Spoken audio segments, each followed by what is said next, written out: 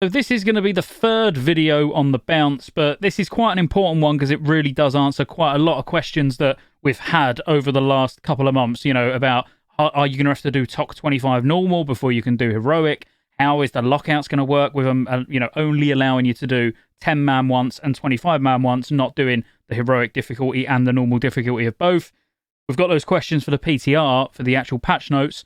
Let's dive in and have a look. So I'm not going to read through these notes completely because some of it just doesn't matter too much. So their testing focus is of course going to be on Trial of the Crusader and Trial of the Grand Crusader, even though there's quite a lot of things missing from the PTR at the moment because I was really looking forward to getting on and prospecting all my titanium ore, which I can't do, but I'll report back on that as soon as that's added because they have actually said that yes, it's not in at the start of this PTR round, which, you know, that's absolutely fine. So to access the raid, you'll need to travel to Northeastern Icecrown, so we know where that is, that's fine. To facilitate testing, they've re-enabled character copy for players to copy their live characters, and starter level 80 characters may be created using the available templates. But one thing they aren't doing for the first round of testing, so the second raid, they said they're going to put them in, but they're not putting the Ulduar vendors in. So if you're just coming back to the game or whatever and you're not already geared, you might struggle getting in TOC groups because you need to copy a character over that's geared enough to go straight in, which, not great, but, you know, it is what it is. So Trial of the Crusader normal mode shares a lockout with Trial of the Grand Crusader, which is heroic mode, but you may dynamically swap between normal and heroic and back again within the same raid size. Now, that's really good. How are they going to handle attempts? I'm sure we're going to get to that, but that is fairly obvious. That's how he expected them to do it because that's how it works in Icecrown. So when you go in Icecrown Citadel or ICC, you're going to be able to change from normal to heroic on a boss-by-boss basis, so you can progress some of the easier bosses that might actually be further inside the raid. So you're going to be able to do that here as well, which is cool. So if you get stuck on faction champs, for example, you can switch it to normal, and it's not going to stop you from trying other bosses on heroic. So for example, if your raid group clears the raid up to faction champions, I mean, they're even using my example, and I swear I did not look at that before saying it. So if your group clears up to faction champions on heroic, you may swap to normal mode and complete the instance on normal. You may also do this difficulty swapping on a per boss basis. Using the example above, you may clear up through faction champions on heroic, swap to normal for twins, and then back to heroic for Anabarak. Please do note that in order to be eligible for Tribute to Insanity and the additional tribute chests and rewards, you must do the entire Trial of the Crown Crusader raid on heroic difficulty in that same lockout. Okay, so that's good. That's good to know, and it's interesting. It's how I would have expected it to work, but we was actually talking about on a podcast recently about whether it actually just gave you a penalty per normal boss killed, so you might at least have a chance of getting like the smallish chest for a couple of tier tokens, you know, the heroic tier tokens, if you've killed at least one boss on heroic or something like that. But that's not the case, and I'm not saying that's the right way to do it.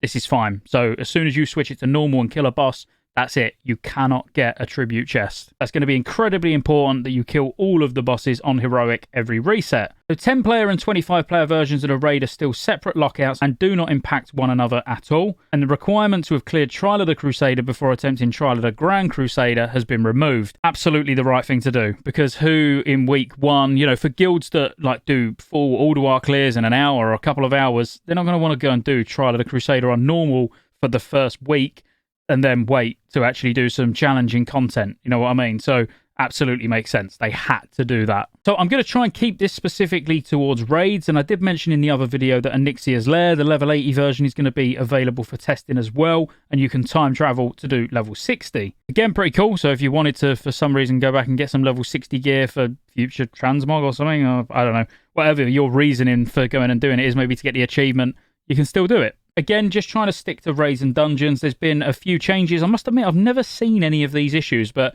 Noth the Playbringer no longer takes his loot with him to the Twisted Nether when he's killed. At the same moment, he teleports to his balcony for the intermission ad phase. Didn't even know there was an ad phase. Joking, obviously. Fixed an issue that caused the Yogg Saron encounter to become stuck in phase 1 if players touch a cloud too quickly after defeating General Vezax. After we've killed Vezax, we normally res in 20 casters and then stood talking about a cooldown rotation for the last phase of Yogg before we pull it anyway, so again, never seen that problem. Fixed an issue where XT could become unlootable if the boss is killed while a life spark's evading. Never seen it. And fixed an issue where the Frost Orb spell impact animation would persist after Hodis Fury is used during the Flame Leviathan encounter. Nope. Because it's relevant to raiding, I'll touch on the Sons of Hodir have upped their faction game, and there's now a Sons of Hodir tabard available. So if you didn't know that, you're now going to be able to bang a tabard on and get Sons of Hodir rep the same way you'd get Kirantor or Knights of the Ebon Blade, Argent Crusade, all of those.